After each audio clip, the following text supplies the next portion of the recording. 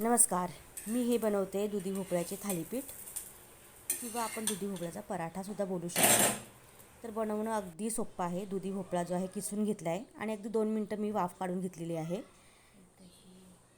आणि त्यामध्ये टाकणारे 2 चमचे बेसन, अद्रक लसूण कुटून घेतले बघा, कोथिंबीर, जिरं बडीशेप भाजून घेतलेली आहे आणि ती क्रश करून टाकली आहे, ओवा, हळद, 2 चमचे दही आणि मीठ. सेंधव मीठ आहे ते, पिंक दिसते ना, पिंक मीठ ते. आणि जेवढं पीठ पुरेल तेवढं पीठ त्यामध्ये टाकायचे. हो, आणि दुधी भोपळा जेव्हा आपण ना वाफवतो ना, ते पाणी एक्स्ट्रा काढून टाका, पिळून घ्या थोडंसं, म्हणजे सुकं होणार. आणि मग असं घट्टशीर आपल्याला मळून घ्यायचे. मळून घेतल्यानंतर अगदी घट्ट नाही होणार, कारण पाणी सुटत राहतं. आणि मग आपल्याला असे पोळ्या लाटून घ्यायचे आहेत आणि आपण भाजून घेणार आहोत तेलावर किंवा तुपावर. आणि हे आपले पराठे तयार आहेत. मी दह्यासोबत खाते.